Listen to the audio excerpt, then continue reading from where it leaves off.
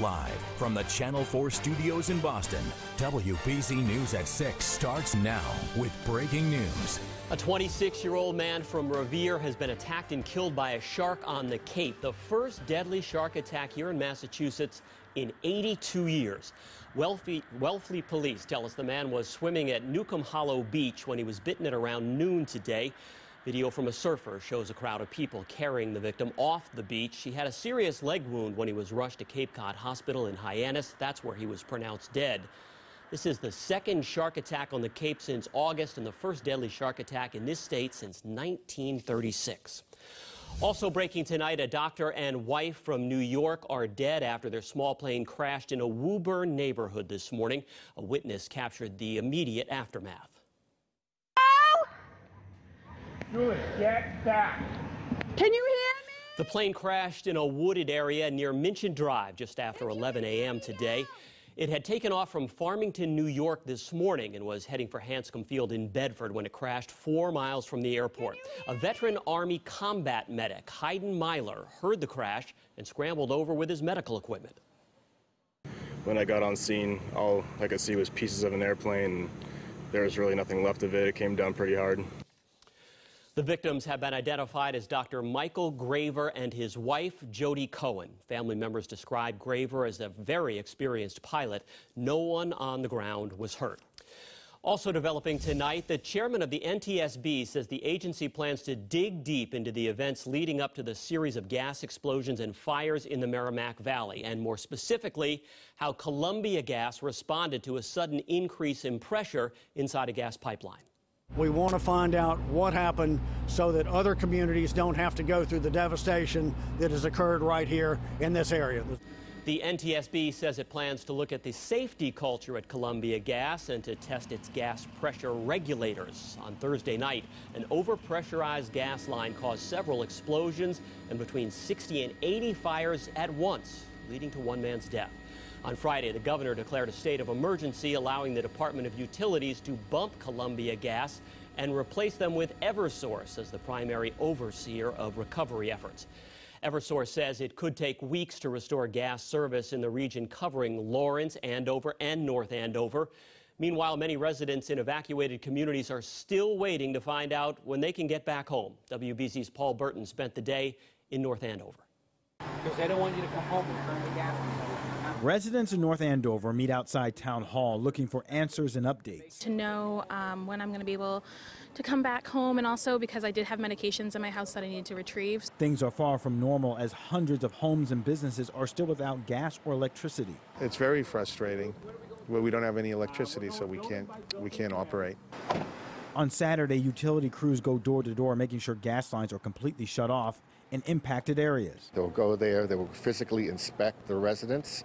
They'll go in with a gas detector to make sure there was no gas seepage in the residence. When that determination is made, they will lock out the gas. For those who remain home, generators are going full throttle, while shelters get inundated with donations. So many donations. Families are coming in with food they've made.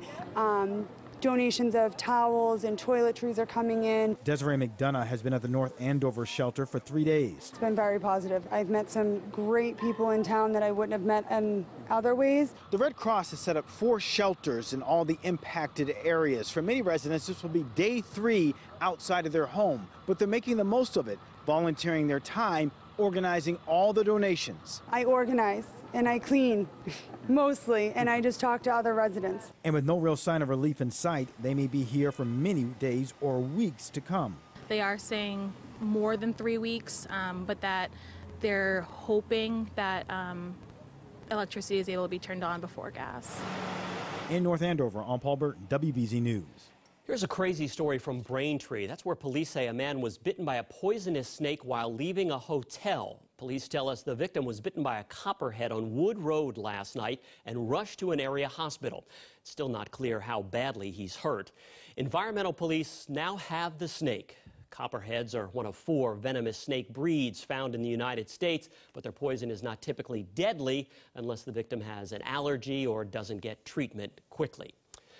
Right now, Tropical Storm Florence is slowly churning over the Carolinas, dumping all sorts of rain and causing fatal flooding. 11 deaths are now blamed on the storm. This afternoon, police in Fayetteville, North Carolina, issued a mandatory evacuation for citizens in Cumberland County. And a convoy with 46 Massachusetts firefighters on board is rolling its way toward North Carolina right now. The Southeastern Mass Technical Rescue Team loaded up in Duxbury this morning. The team is made up of firefighters specially trained for swift water search and rescue. We plan on seeing people possibly stuck in homes, people that didn't expect the storm to be as bad as it was. The team plans to be in the Carolinas until September 24th. Those Massachusetts firefighters are responding to a critical request. North Carolina authorities are reporting 2 more deaths, both related to flash flooding and swift water on roadways. Go ahead and bring in meteorologist Jacob Wycoff now. And Jacob, what's happening there now is exactly what experts feared: torrential inland rain caused by that storm just sitting there. Yeah, it's the water that we always say is the biggest concern when it comes to tropical systems. The storm surge and the inland flooding causing those issues. We had our latest update at 5 o'clock from the National Hurricane Center. Tropical Storm Florence now at 45 miles per hour, but you still see that concerning fire hose coming right into a very populated area. Wilmington now under the gun for that outer rain band. You can see the rain coming right off the Atlantic Ocean right into Wilmington, so we'll have to watch that area very closely. There are flash flood warnings, flash flood emergencies in some portions of eastern North Carolina. Now back home, we do have high pressure in place. We saw a changing day. Started out some areas with some really dense fog this morning. The sunshine has certainly taken over, and we're expecting some good sunshine as we go into tomorrow, though there will be some more fog heading into the overnight. 72 is our current temperature, or our high temperature rather, in Boston, 79 in Fitchburg, and 76 in Lawrence. Look at the Cape at 74 and 76 in Plymouth. Tonight, we will see those clear skies sticking around, a few areas with some patchy fog certainly developing, but the sunshine does return throughout the afternoon for Sunday and even into Monday, though Monday is our changing day. We see those clouds starting to build.